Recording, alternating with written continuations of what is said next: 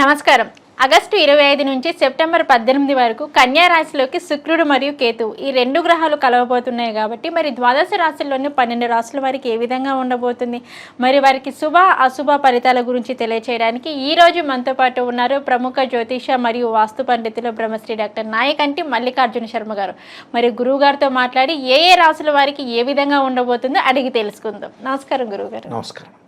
గురుగారు, ఆగస్టు 25 నుంచి సెప్టెంబర్ 18 వరకు కన్యా రాశిలోకి శుక్రుడు మరియు కేతువు ఈ రెండు గ్రహాలు కలవబోతున్నాయి కాబట్టి మరి మీన రాశి వారికి ఎలా ఉండబోతుంది, మరి వీరికి ఎటువంటి ఫలితాలు రాబోతున్నాయి, శుభ అశుభ ఫలితాల గురించి అయితే మాకు ఒక్కసారి తెలియచేయండి గురుగారు.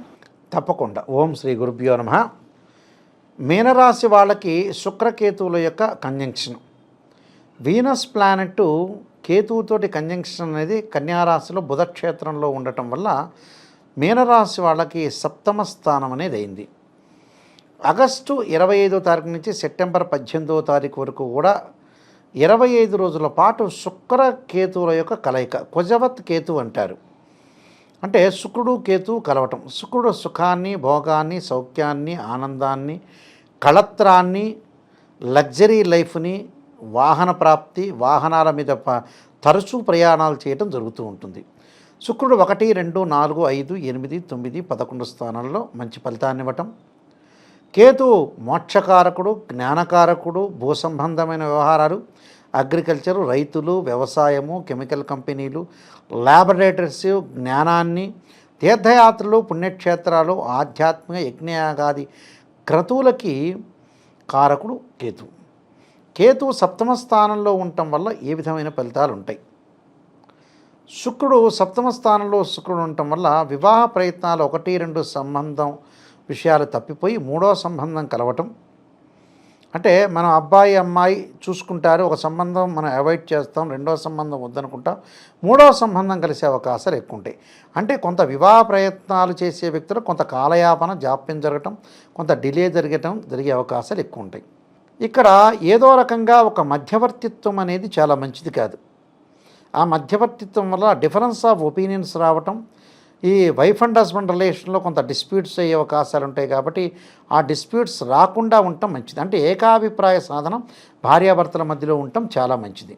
అంటే చీటికి మాటికి గొడవలు జరగకుండా, వాళ్ళ మధ్యలో భావాలు, మనస్సులు, భావనలు కలవకుండా మనం ప్రయాణం చేయటం మంచిది కాదు. కలుపుకొని ప్రయాణం చేయటం చాలా మంచిది. అంటే కలిసిమెలిసి ముందుకు వెళ్ళాలి, కలుపుకోవాలి, ముందుకు వెళ్ళాలి. అలాంటి ముందుకు వెళితే కూడా కొన్ని మనకు మంచి జరిగే అవకాశాలు ఎక్కువ ఉంటాయి.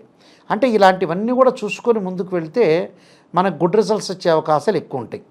దాంతోపాటు సినిమా రంగం వాళ్ళకి కానీ, కళారంగం వాళ్ళకి కానీ కొన్ని మంచి ఫలితాలు వస్తాయి. ఉద్యోగ ప్రయత్నాలు బాగుండటం, నిరుద్యోగులకు మనం ఏదైతే ఆశించుతామో దానికంటే మంచి ఉద్యోగం రావటం, ఆ ఉద్యోగ పరంగా అనుకూలంగా ఉండటం, ప్రతి దానిలో కూడా కొంత మొండి బాకీసులు వసూలు కావటం, ఆకస్మికంగా ధనలాభం, కొన్ని పనులకి జాప్యం జరిగే అవకాశాలు ఉంటాయి. నూతన వ్యాపారాలు ప్రారంభం చేయకూడదు. వ్యాపారం ప్రారంభం చేసినా కొద్దిగా డబ్బుతోనే ప్రారంభం చేయటం చాలా మంచిది.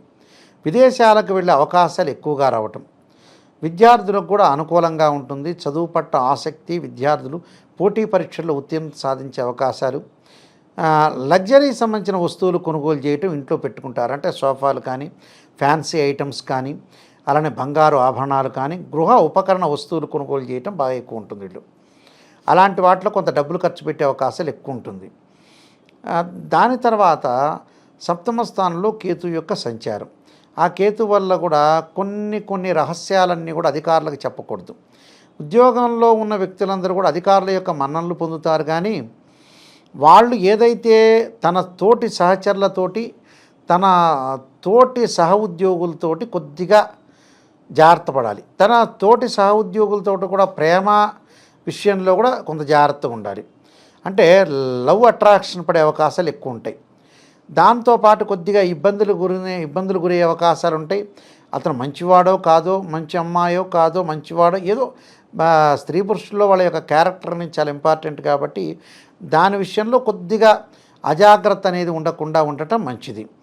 వివాహ ప్రయత్నాలు కొద్దిగా డిలే జరుగుతున్నా కూడా వస్తువులు, గృహ నిర్మాణాలు, అలానే ఆధ్యాత్మిక చింతన, తీర్థయాత్రలు, పుణ్యక్షేత్రాలు తిరిగే అవకాశాలు ఎక్కువగా ఉంటాయి.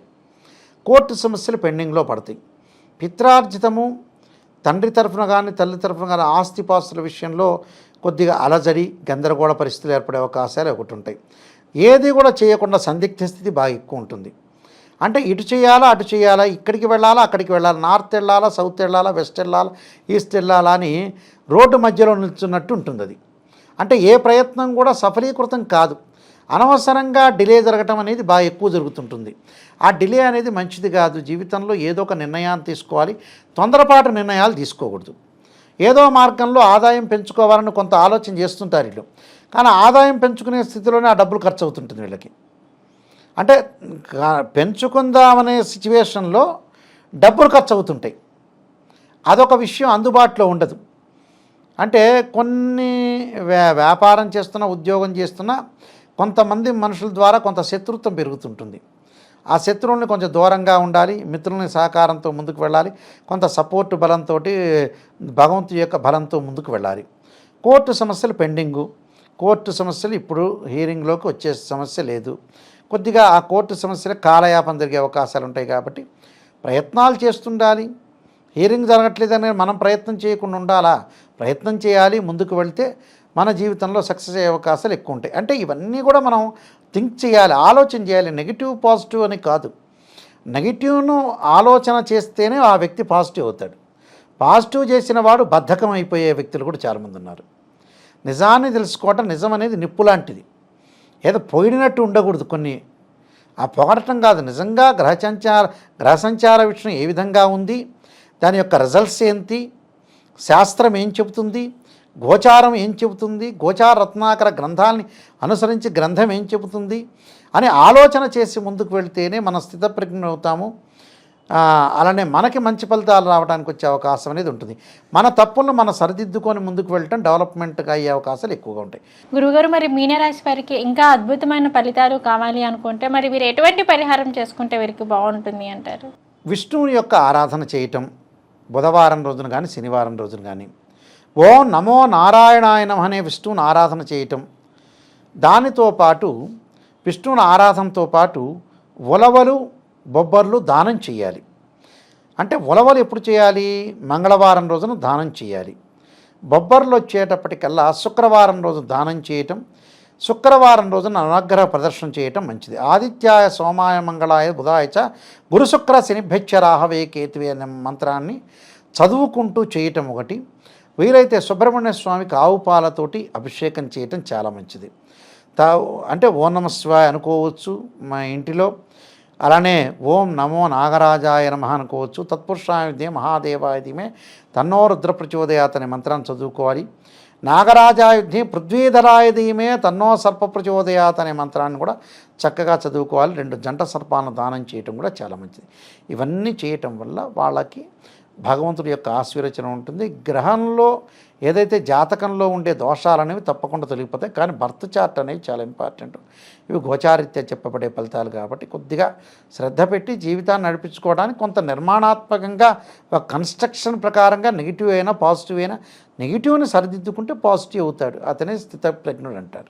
ఓకే గురుగారు, మీనరాశి వారికి వచ్చేసి 25 రోజుల్లోని ఎటువంటి ఫలితాలు రాబోతున్నాయి, శుభ అశుభ ఫలితాల గురించి అయితే మాకు తెలియజేశారు.